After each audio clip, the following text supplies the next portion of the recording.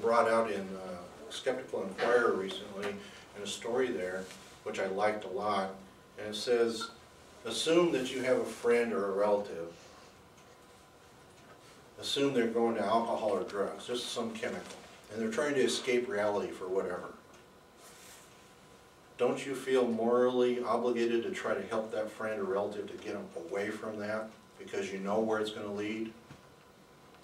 It's going to lead to their own destruction or problems down the road. Isn't that a moral imperative on us to do? That's basically what we're trying to do as a skeptic organization. We're trying to be the conscience and try to get people look at reality as it is, not as the way they wish it would be, and to choose things that'll get them into trouble.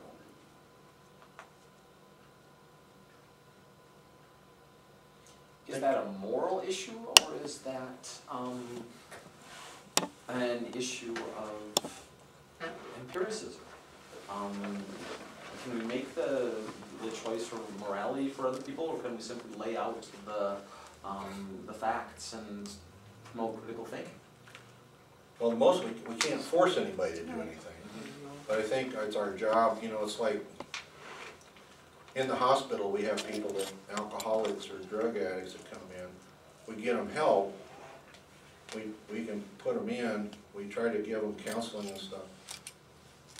I'll just say our success rate of getting somebody to stay clean after 1 year is dismal. But then you've got like my niece who's pregnant and didn't want to get a vaccination. And my sister-in-law, her mother and I sat down because her mother had said, well, it's her decision. I said, no, it's not. She's not making an intelligent decision. She's making a decision also for her child, her infant. And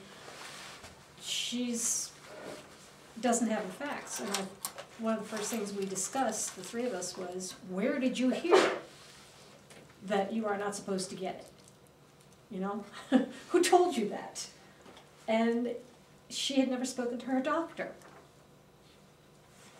You know, my head started to expand and pulse. And from Dr. Phil or somebody like that? I can't remember, but, you know, and my sister-in-law thanked me afterwards for having us have the conversation to find out, because she had just been saying, well, she's 26, she knows what she's doing. She didn't. She wasn't listening to the right sources. And I had her go to, first of all, talk to your doctor, talk to another one, you know, check it out make sure that whatever you read is signed DDS neonatologist or whatever. Well, it's like there's a lot of stuff out there, and some of you kind of question where it came from. Was it the day after PZ was here? You know, we went to hear a chiropractor in town recommend anti-vaccination, and a lot of people. Nabil, you were there. What did you think of all that? Did you think that what she presented was factual, or? Who, PZ Myers? No, the chiropractor. PZ Myers. Oh, the chiropractor. Not helping the case in. They have their own, they showed the researchers, they have their own evidence, but it's all bogus.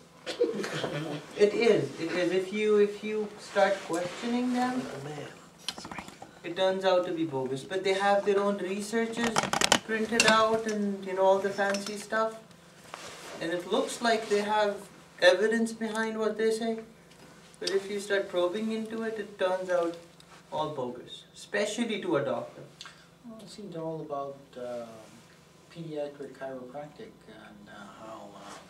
That phrase scares the hell out of me. That That was just serious. When I saw that, I went, what the fuck?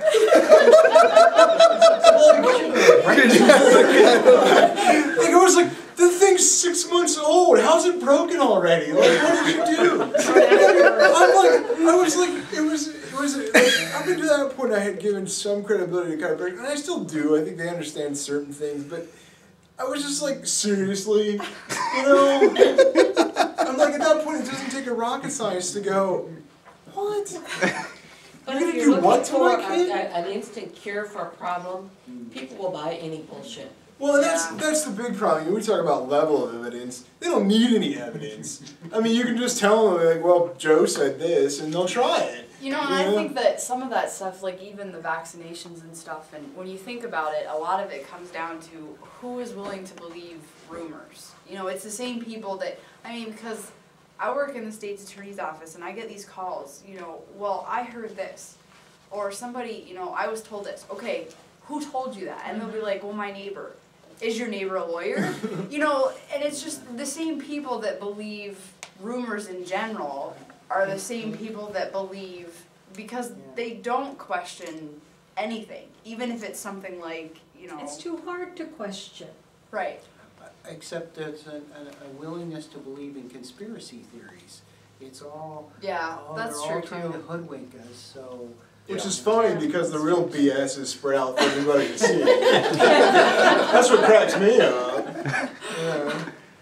We got non-vaccinators, but you know, Fox can run away and call himself a new organization. No one's I do a lot of work with cognitive type stuff in part of my research, and there's something called confirmation bias, which Casey, you know a lot about, being a psychologist, where people, they'll never actually look at anything else. They always go back to the sources that confirms their own thoughts and biases. That's called confirmation bias.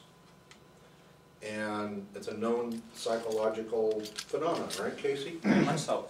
It's in fact something that even skeptics need to be aware of. Because I think, I was talking earlier with someone about what I was going to do tonight. They go, why do you want to go do that?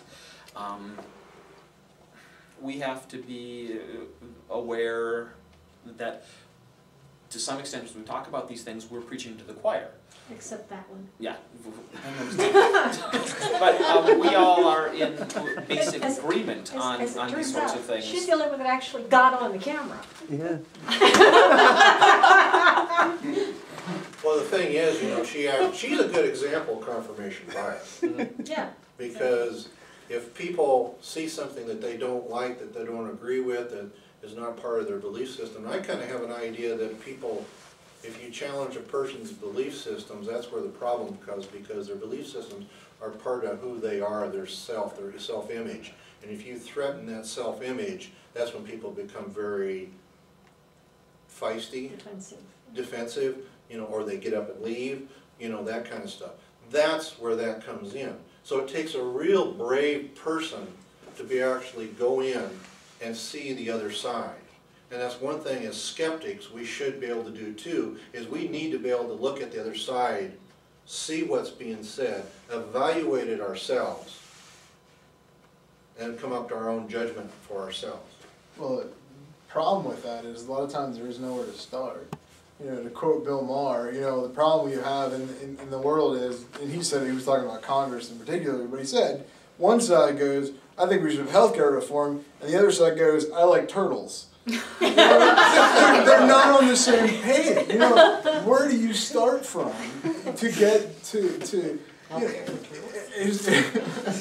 as soon as you, it was some people like her, she got up and left. Well, what is that? What was the point of asking she the just question? wasted an hour of her life. Yeah. You know what I mean? Like, what? Because her comfort zone was threatened. I understand. She almost left us when we pointed out that this was going to be taped. She almost left, right off the get-go. She's probably meeting the pediatric chiropractor. When I basically said why, she said, because who knows who's going to see this. Ah, get associated with those evil skeptical types. Exactly. Maybe I should send that letter to the editor. That's one thing that Steve, your presentation really I think is useful for, or things like that, is to allow the rest of the world who is not quite as skeptical as we are to realize that we're not anarchistic bomb throwers out to destroy civilization and morality and all of that sort of thing. That in fact we're very thoughtful, reflective people by nature, or we wouldn't be skeptics, and we're not out to destroy anything, but we refuse to take people's words for things. We don't And want to that- be sheep. Yeah. And that's not a terrible